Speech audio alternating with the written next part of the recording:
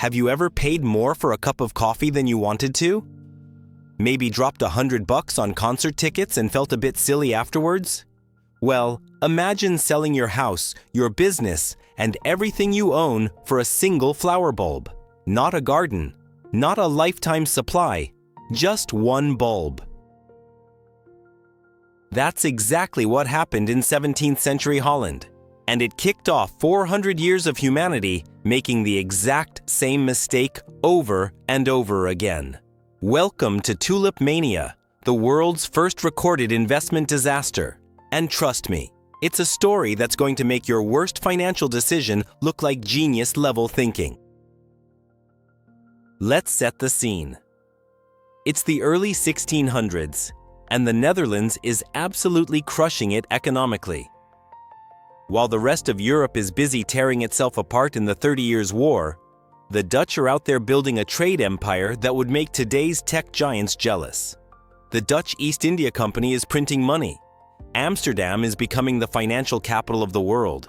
And suddenly, everyone from nobles to artisans has cash burning a hole in their pocket. The country has opened its borders, slashed tariffs, and basically invented modern capitalism, while everyone else is still figuring out feudalism. Religious tolerance brings in brilliant minds from across Europe. Artists are creating masterpieces. And the Dutch middle class is discovering something dangerous: disposable income. And what do people with money do? They look for ways to show it off. Enter the tulip. This wasn't just any flower. Tulips had arrived in Europe from Turkey in the mid-1500s, and they were exotic, rare, and absolutely stunning. But here's where it gets interesting. These flowers had a weird quirk. A virus called the mosaic virus would sometimes infect the bulbs, creating wild, unpredictable patterns of color. Flames of red and white, streaks of purple and gold, combinations that had never been seen before. Each infected bulb was unique, a living work of art that you couldn't replicate. In a society obsessed with status and beauty, owning a rare tulip became the ultimate flex. It was like having a Lamborghini parked in your garden, except the Lamborghini could reproduce itself if you were lucky. By the early 1630s, tulip prices started climbing. At first, it made some sense. Rare varieties were genuinely scarce, and wealthy merchants wanted them for their estates. A rare bulb might cost you a few hundred guilders, which was expensive but not insane. Then something shifted. People realized that if they bought bulbs now, they could sell them later for more. Then those buyers realized the same thing. Pretty soon, no one was buying tulips because they wanted to plant them.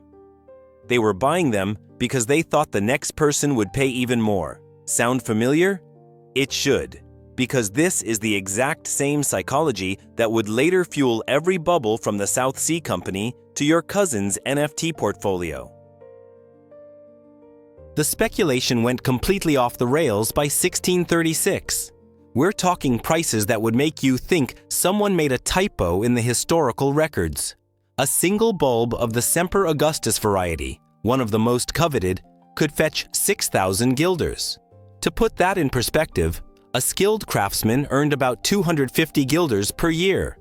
That's 24 years of work for a flower bulb. People were trading entire estates, businesses, and life savings for tulips. One documented transaction involved a bulb being exchanged for 12 acres of land. Another famous deal included a fully furnished mansion on Amsterdam's Grand Canal. At the peak of the madness, the total value of tulip trading was 10 times the annual income of the country's wealthiest businessmen. Here's the truly wild part. Most of these transactions weren't even for actual bulbs. Tulips only bloom for a few weeks in spring, so for most of the year, you're just trading contracts for bulbs that are still in the ground.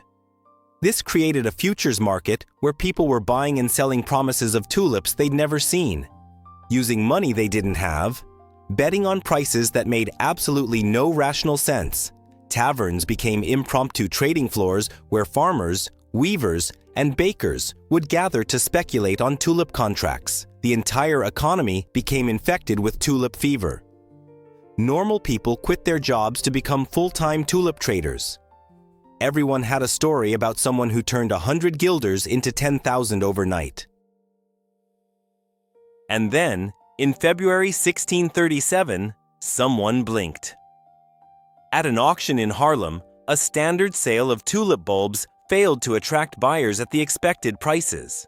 Word spread fast. If people weren't willing to pay today's prices, then yesterday's prices were built on nothing but air. Panic set in immediately. Suddenly, everyone wanted to sell, and no one wanted to buy. Prices didn't just decline, they collapsed. Bulbs that had been worth a mansion the week before couldn't fetch the price of an onion. The entire market evaporated in a matter of days. People who had mortgaged their homes, sold their businesses, and bet their futures on tulip contracts woke up to find they owned worthless paper and crushing debts. The aftermath was brutal. Fortunes vanished overnight. Families that had been wealthy on paper discovered they were ruined in reality. Courts were flooded with lawsuits as people tried to escape their tulip contracts, claiming they were just gambling debts and shouldn't be enforceable. The government eventually stepped in and converted most contracts to a tiny fraction of their face value, which basically meant everyone who bought near the top lost everything. The economic damage rippled through Dutch society for years. The psychological damage lasted even longer. The Netherlands had learned a painful lesson about the difference between real value and speculative mania. But here's the thing that should really get your attention. Who got completely destroyed in tulip mania? It wasn't the early adopters who genuinely appreciated tulips and bought them when they were just expensive flowers.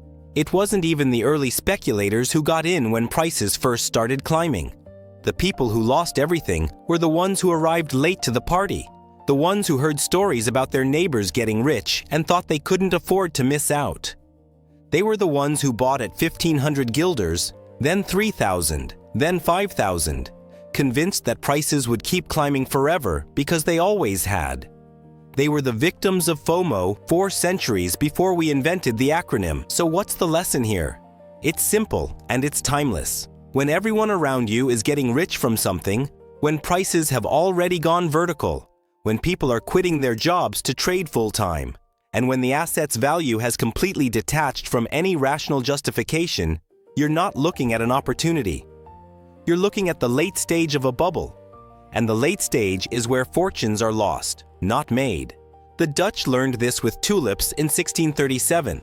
As we'll see in the rest of this video, humanity has spent the next 400 years proving we didn't learn a thing. Next up, we're talking about the bubble that was so catastrophic, it bankrupted Isaac Newton himself.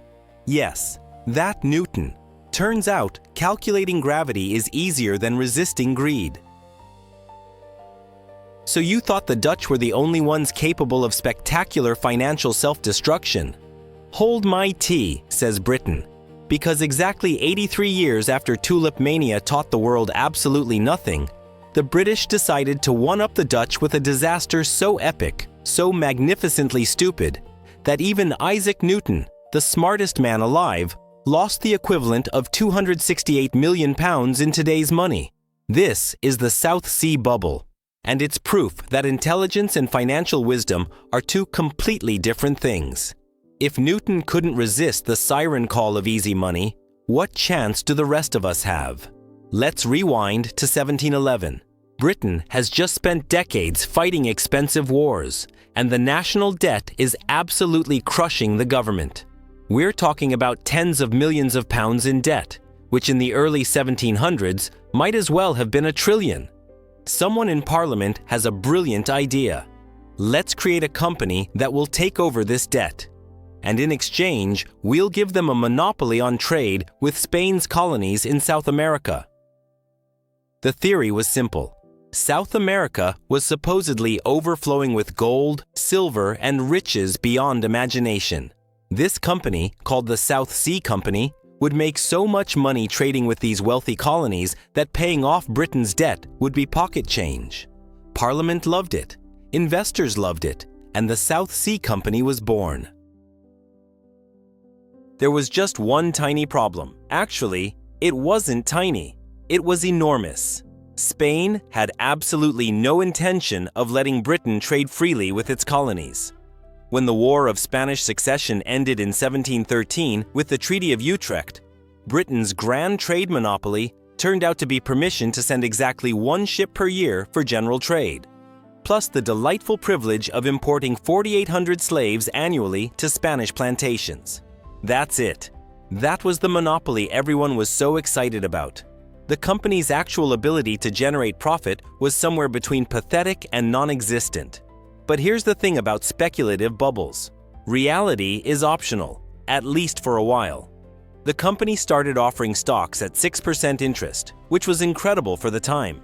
But since they weren't making real money from trade, where was this interest coming from? Mostly from selling more stock. Classic pyramid scheme energy, except dressed up in fancy financial language and backed by the British government. Then, in 1718, something magical happened. King George I himself became governor of the company. Think about that for a second. The King of England personally endorsing your investment. If the monarch trusts it, it must be legitimate, right? Stock prices exploded. By 1720, investors were seeing 100% returns on their investments, which would be insane even if the company was actually making money. Now we get to the truly absurd part. In 1720, Parliament allowed the South Sea Company to take over £32 million of Britain's national debt for just £7.5 million. The company's plan was genius in its audacity. They would convert government bonds into South Sea stock, use the hype to drive stock prices even higher, and the money from selling new shares would somehow cover everything. It made zero sense if you thought about it for more than 30 seconds. But who has time to think when everyone around you is getting rich?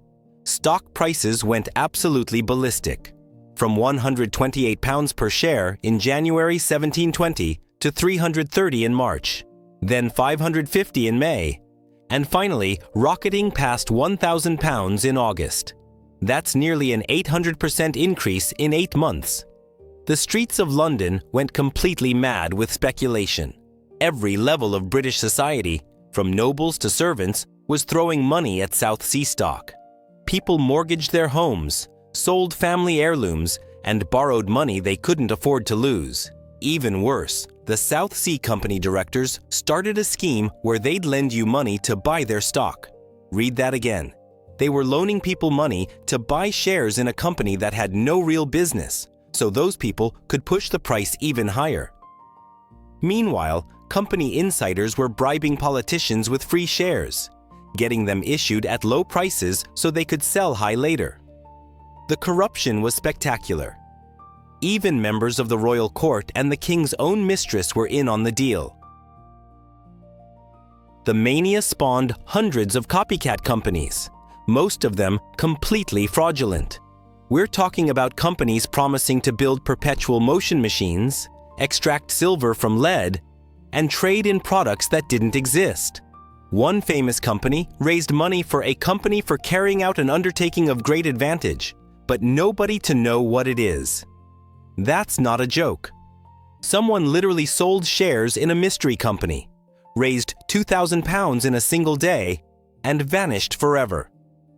These scams became so out of control that Parliament passed the Bubble Act in June 1720, requiring royal authorization for new companies. Ironically, this only made things worse. With fewer alternatives, even more money poured into South Sea stock, pushing it to its absolute peak. And then came Isaac Newton.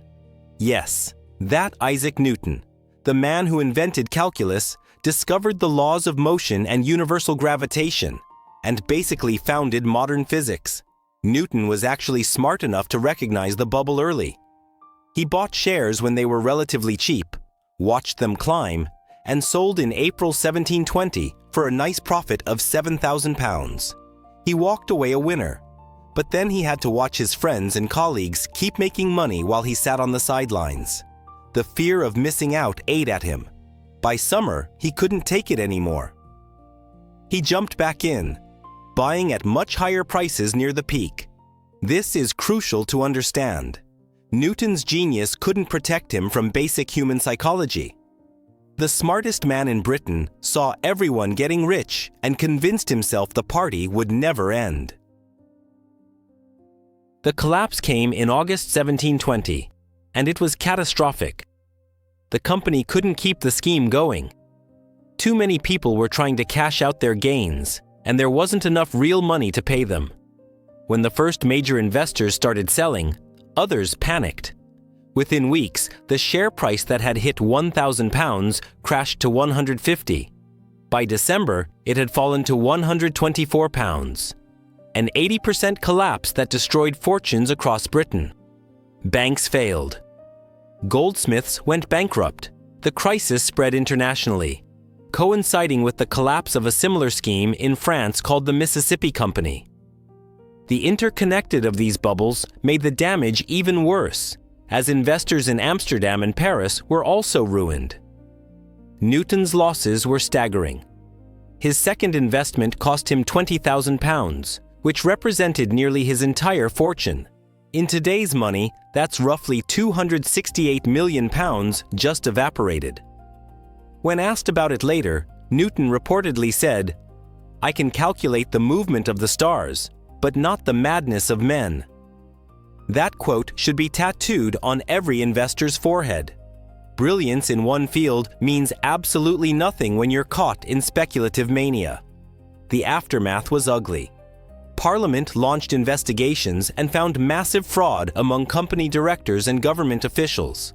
Assets worth about £2 million were confiscated from the guilty parties and redistributed to ruined shareholders at £140 per share, which meant if you bought at the peak, you still lost about 85% of your investment.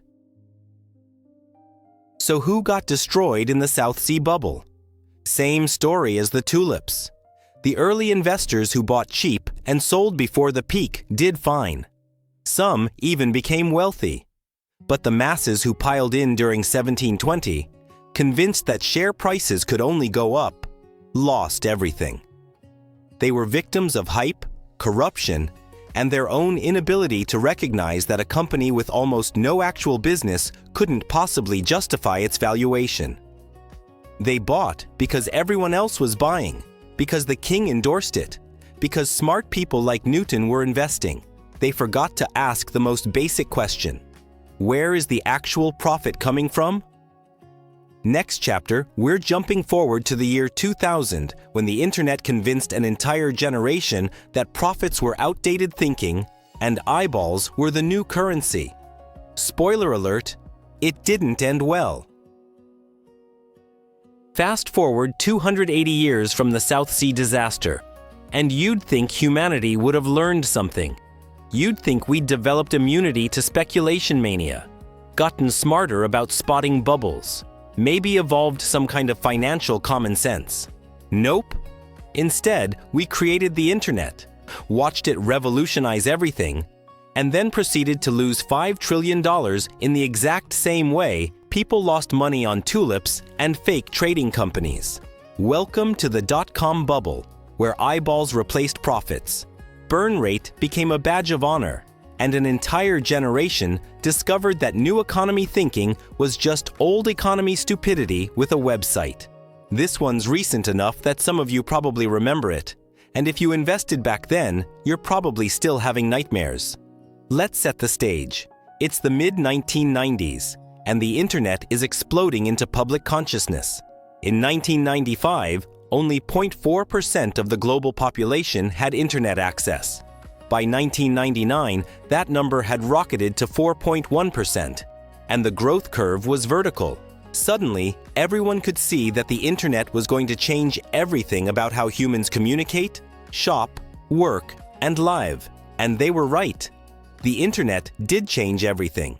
But there's a massive difference between recognizing a transformational technology and correctly valuing the companies trying to exploit it. Wall Street, venture capitalists, and retail investors completely lost that distinction. They saw the future and decided that literally any company with .com in its name was worth billions. The money flow was absolutely insane. In 1995, the Nasdaq Composite Index stood at 751 points. Just 5 years later, on March 10, 2000, it peaked at 5,048 points. That's a 572% increase in 5 years. To put that in perspective, if your investment portfolio grew that fast, every $10,000 you invested in 1995 would be worth $67,000 by 2000. But here's the thing. Most of the companies driving this growth had no profits, no viable business models, and no realistic path to making money. They had websites, venture capital funding, and promises that they'd figure out profitability eventually. Investors didn't care. The mentality was simple: get big fast, worry about profits later, and whoever doesn't invest is going to miss the biggest wealth creation in human history. The IPO market became completely detached from reality. Companies that had been operating for less than a year, that had never posted a single profitable quarter, were going public with multi-billion-dollar valuations. A social networking site went public in November 1998 at $9 per share. On its first day of trading, the stock closed at $63, a 600% increase. That was the largest first-day IPO gain in history at the time. The company had lost $11 million the previous year and would never be profitable. Within 2 years, its stock traded below 10 cents. But on that first day, investors made the founders millionaires and convinced themselves they were witnessing the birth of the next great American company. The absurdity reached levels that make Tulip Mania look rational. Spent $134 million in just 2 years trying to sell pet supplies online with free shipping. Their business model was to lose money on every transaction and make it up in volume, which is possibly the dumbest strategy ever conceived. They spent $2 million on a Super Bowl ad featuring a sock puppet. Everyone loved the sock puppet. No one bought enough dog food to keep the company alive. Went from a $300 million IPO valuation to complete bankruptcy in 268 days. That's not a typo. Less than 9 months from IPO to dead. Investors who bought at the peak lost everything. The sock puppet outlived the company, becoming a bizarre symbol of the entire era's stupidity. Webvan promised to revolutionize grocery shopping by delivering food to your door within 30 minutes. Sounds familiar, right? Because that's exactly what companies do successfully now. The problem was timing and scale. Webvan raised over $800 million, built massive automated warehouses in 26 cities, and burned through money at a catastrophic rate before they had proven the model worked in even one city. They went public in 1999 with a valuation of $750 million. Within 2 years, they filed for bankruptcy, destroying over $1 billion in investor wealth. The lesson wasn't that grocery delivery was a bad idea. The lesson was that you can't skip the part where you prove your business model before spending $1 billion scaling it. The peak of the insanity came in early 2000. Companies were being valued based on metrics that had nothing to do with profit. Analysts talked about price-to-eyeballs ratios, customer acquisition costs, and total addressable markets. Traditional metrics like price-to-earnings ratios were dismissed as outdated thinking from the old economy. After all, internet companies were different. They operated in a new economy where the old rules didn't apply. Except they did. It turns out that a company that loses money on every transaction doesn't become profitable just because it's on the internet. Who knew? Well, actually, everyone should have known. But greed and FOMO are powerful drugs. The Federal Reserve started raising interest rates in 1999, trying to cool down the overheated economy. By early 2000, the cheap money that had fueled the bubble was drying up. Then, on March 10, 2000, the Nasdaq peaked at 5,048 points. That same day, Japan announced it had entered a recession, triggering a global sell-off. Within days, major tech companies started dropping. When Dell and Cisco, two legitimate profitable companies, announced huge stock sales at the market's peak, panic set in. If the profitable tech giants were selling, what did that say about the money-losing startups? The answer came fast and brutal. Nothing. The collapse was spectacular. By April 14, 2000, the Nasdaq had fallen to 3,321, a 35% decline in 5 weeks. That week became known as Black Friday for tech investors. But the bleeding didn't stop there. It continued for 2.5 years. By October 4, 2002, the Nasdaq had crashed to 1,139 points. That's a 77% decline from the peak. Over $5 trillion in market value just vanished. Companies that had been worth billions were now worth nothing. The dot-com era's darlings filed for bankruptcy one after another. eToys, Cosmo, Webvan, and hundreds of others simply ceased to exist. Some companies survived and would go on to dominate the internet age. Amazon stock fell from $106 in December 1999 to just $6 by September 2001. That's a 94% decline. But Jeff Bezos had built a real business with actual revenue and a path to profitability, even if Wall Street couldn't see it during the crash. Amazon survived, adapted, and became one of the most valuable companies on earth. Same story for eBay, which crashed but recovered because it had a functioning business model. The lesson here is crucial. The internet did change everything. The companies that survived weren't wrong about the technology's potential. They were just massively overvalued during the bubble. So who got destroyed in the dot-com crash? Same pattern we've seen twice before. Early investors who got in cheap and sold before the peak made fortunes. Venture capitalists who funded companies in the mid-90s and cashed out in 1999 became legends. But retail investors who bought stocks in late 1999 and early 2000, convinced that internet stocks only went up, lost everything. They bought at $20 because it had gone public at $11 and figured it would hit $50. They bought Webvan at $30 because surely this time was different and old economy rules didn't apply. They were the ones holding worthless stock certificates when the music stopped. They learned the hard way that eyeballs don't pay dividends, and burn rate is just a fancy term for lighting money on fire. Next chapter, we're looking at a more recent disaster, WeWork, the company that convinced brilliant investors that subletting office space was worth $47 billion. Spoiler, it wasn't. Picture this: a world where the hottest tech company doesn't even own a single app, doesn't make chips or write code, but rents you a desk in a room with a coffee machine and calls it innovation. Welcome to the wild ride of WeWork, the co-working startup that burned $47 billion of investor money and nearly toppled the myth that unicorns can fly forever. This story isn't about a 17th century flower. It's not about the collapse of the internet bubble. This is modern, selfie-taking, avocado toast-munching disaster, served up in open-plan offices with kombucha on tap. Ready? Let's see how tech hype, FOMO, and zero due diligence made a real estate company the laughingstock of Wall Street. Roll back to the heart of New York City, 2010. Adam Neumann, a charismatic Israeli with hair like a shampoo commercial, launches WeWork with a simple promise: workspace as a service. The pitch?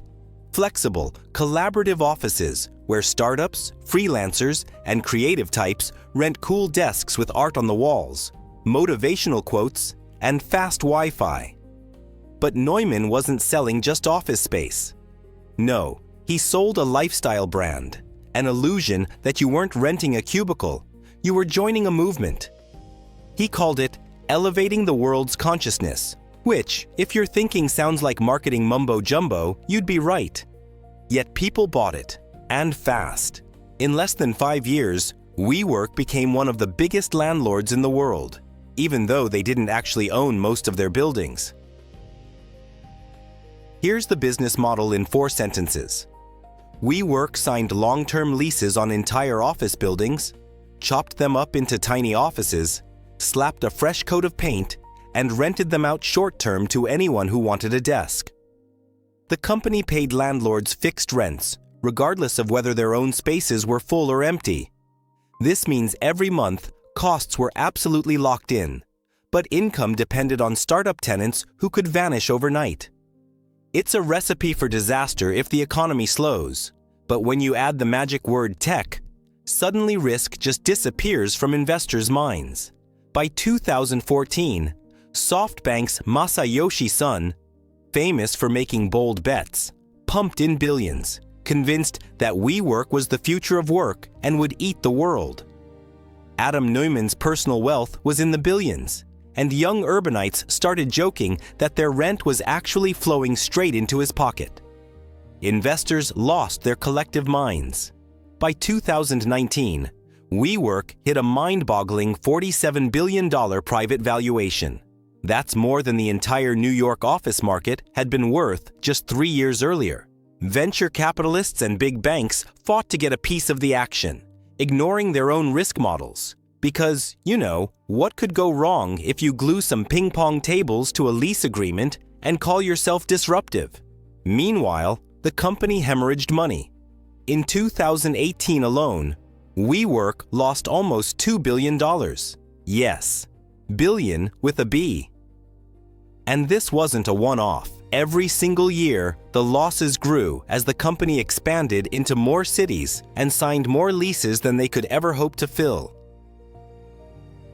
WeWork's own paperwork told the real story.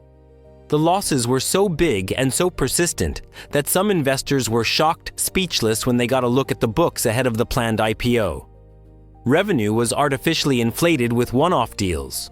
Profits were nowhere in sight, and the company's community-adjusted EBITDA numbers were pure fantasy accounting. Neumann sold himself as a visionary who could bend reality, but all he was really doing was denying arithmetic. Meanwhile, he cashed out over $700 million by selling shares and taking loans against his own stock, even as his company was pitching the idea of long-term commitment to employees and tenants alike. Things started looking shaky in mid-2019 as WeWork prepared to go public. Wall Street analysts actually read the S-1 filings and gasped at what they saw. Neumann's side businesses, from wave pools to bizarre trademarks, were all being funded with WeWork money. The board, packed with Neumann loyalists, approved deals that benefited him directly. His wife had the power to pick his successor if he died. The conflicts of interest were legendary. News stories started breaking left and right about wild office parties, tequila-fueled meetings, lavish spending, and a company culture where burning cash was almost a badge of honor. Turns out, you can't buy loyalty or common sense by turning the office into a playground. Then came the tipping point. Public investors, finally sobered up by the harsh light of day, told WeWork to take a hike. The IPO was postponed, then canceled, and overnight, the company's paper valuation evaporated. Banks scrambled to cut their exposure. Employees who'd been promised shares at multi-billion-dollar valuations found their options were now worth pennies. It wasn't just Wall Street that took a hit. Cities that banked on flashy WeWork spaces suddenly confronted half-empty buildings and unpaid bills. Adam Neumann was out, negotiating a golden parachute worth hundreds of millions as thousands of rank-and-file workers lost their jobs and dreams of a tech-fueled utopia. So who really got burned? Not the early insiders or the flashy venture capitalists who cashed out in time. They always seemed to land on their feet. The real pain fell on the latest investors and rank-and-file employees who bought into the IPO hype. SoftBank ended up taking a multi-billion-dollar loss. But that's pocket change compared to the life-altering wealth destruction felt by WeWork's everyday team.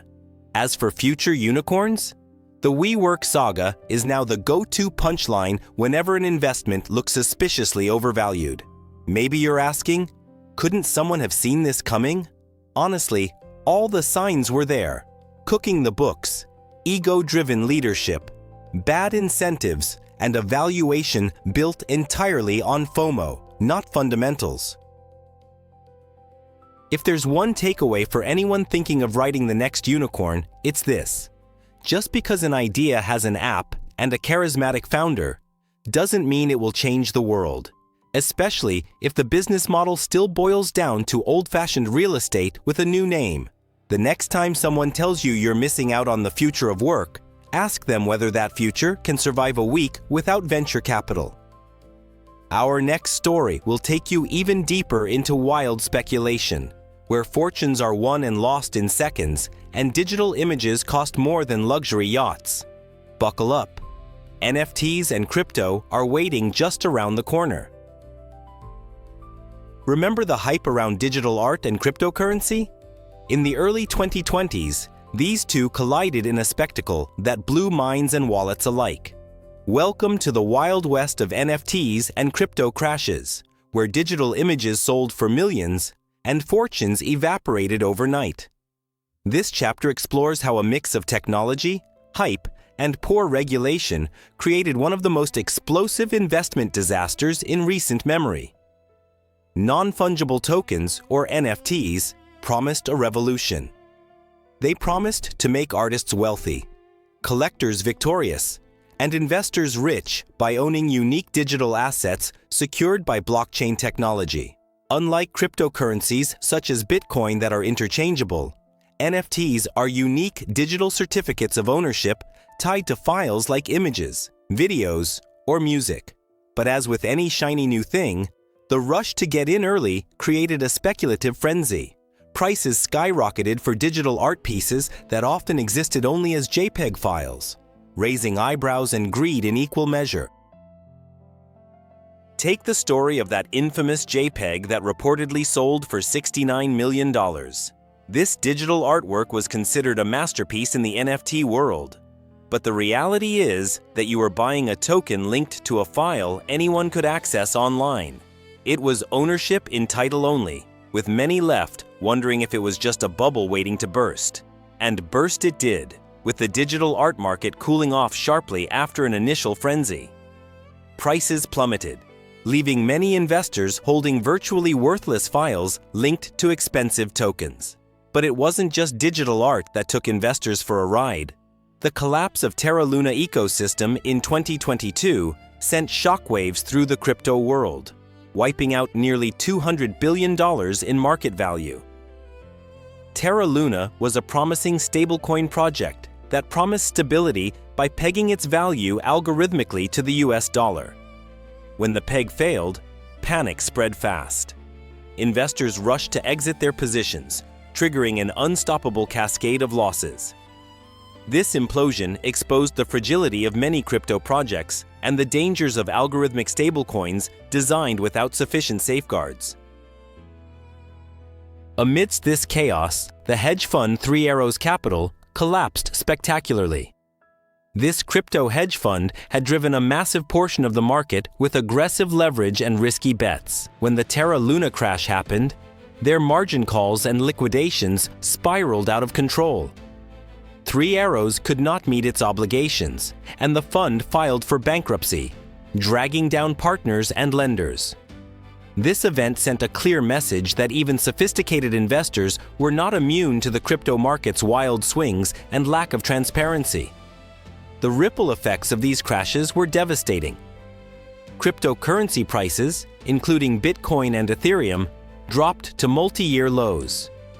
Trust in the crypto market plunged. Regulators worldwide stepped up scrutiny, and countless retail investors lost savings they couldn't afford to lose. The idea of decentralized finance, once hailed as the future, took a big hit in credibility. Panic was widespread, and many newcomers to crypto were left disillusioned and financially damaged. So, who lost out the most in the NFT and crypto crashes? Not the early adopters or insiders who sold before the bubble burst. The casualties were retail investors caught in the hype, those who bought expensive tokens believing in easy riches. They bought digital artworks at inflated prices, invested in stablecoins that failed, or lent money to failed hedge funds. Many had little understanding of the actual technology or risks, driven overwhelmingly by fear of missing out and the hope of quick profits. The key takeaway from this modern saga of tulips and unicorns is that the fundamental risks of speculative bubbles haven't changed in centuries. Whether it's rare flowers, paper shares, internet startups, office space, or digital tokens, the pattern is remarkably similar. FOMO fuels demand, valuations detach from reality, insiders cash in, and latecomers get burned. The tools and the technologies might be new, but human and greed are timeless. Next, we'll wrap up this journey with a checklist to avoid falling into these traps yourself. Learning from the past means equipping yourself with the right questions and skepticism before you invest. Because as this chapter shows, in the world of investments, if it sounds too good to be true, it probably is. After touring the wild roller coaster of history's biggest investment flops, from tulips that outranked mansions to digital images selling for millions, it's time to ask yourself, how do I avoid becoming a victim in the next madness? The truth is, these disasters aren't just random acts of financial chaos. They follow clear patterns fueled by emotions, hype, and herd mentality. Your best defense is a solid, practical checklist to recognize the signs before you dive in head first, strapped with FOMO and blind hope. First things first, never confuse hype with fundamentals. Just because an investment is buzzing on social media, celebrities are talking about it, or friends are seeing huge short-term gains, it doesn't mean the business or asset is sound. Look for clear, transparent financials. Are the revenues real? Are profits sustainable? Or is the company relying on fresh investments to pay existing investors? If the answers start to feel like evasions, it's a flashing red light. Remember, during the dot-com era, companies without profits were valued like gold mines, and it ended painfully for those without a solid foundation. Second, always ask, what is the actual product or service? This is straightforward but often overlooked in the heat of speculation. Is the company selling something tangible or providing a real service? Or is it just a token, a promise, or an intangible hype? The South Sea Company promised riches from trade that never came. WeWork rented desks, fine, but valued itself off unreal expectations. And NFTs often sold digital files anyone could see for outrageous sums based only on ownership certificates. Solid investments create value in the real economy, not illusions. Third, beware the crowd and manage your emotions. Speculative bubbles thrive on fear of missing out. That gnawing feeling that you're about to be left behind while everyone else cashes in. But the crowd's enthusiasm is a poor investment strategy. Sometimes the best move is to step back, pause, and question the euphoria around an asset. History shows us that latecomers to big bubbles, whether tulips, dot-com stocks, or crypto tokens, are usually the ones who suffer the worst losses. Patience and skepticism often pay better than rushing to buy at the peak.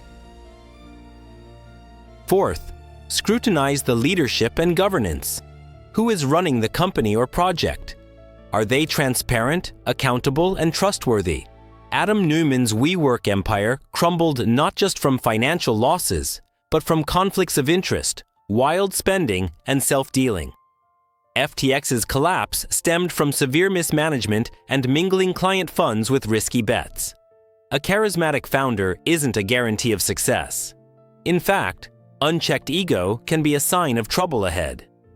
Fifth, check liquidity and exit options. How easily can you sell or cash out your investment?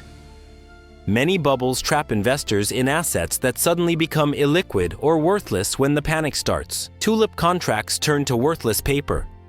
Dot-com stocks dissolved overnight. Crypto exchanges froze withdrawals during crises. Having a clear plan for when and how to exit an investment is crucial. Never assume you'll be able to sell at the right time if everyone rushes for the door. Sixth, diversify like your financial health depends on it. Because it does. Putting all your eggs into a new tech startup or a shiny new crypto token might be tempting, but it's a shortcut to disaster. Spread your investments across different asset classes, sectors, and geographies to buffer the impact of sudden crashes. Diversification won't prevent losses, but it will help ensure they don't wipe you out. Finally, invest only what you can afford to lose. This might sound like a cliché, but it's the most important rule of all speculative investing. The dreams sold by bubble hype are powerful, but remember, every dot-com, tulip, or unicorn crash wiped out people's savings, sometimes life-changing money. Keep your financial foundation solid and don't gamble with funds needed for essentials or emergencies. The biggest investment disasters in history teach us that bubbles are not anomalies, but recurring phenomena feeding off human psychology and greed. The moment anyone guarantees easy riches or claims, "This time is different," it's time to pull out your checklist and get cautious. If you can recognize the signs and stay disciplined, you can protect your wealth while others lose theirs chasing shiny illusions. After all, smart investing isn't about catching the biggest wave. It's about surviving and thriving long after the tide goes out. So the next time you hear about the next big thing and feel that familiar itch of excitement mixed with fear, pause and ask yourself, do I have my checklist ready? Because in the end, the best investment you can make is in your own knowledge and prudence.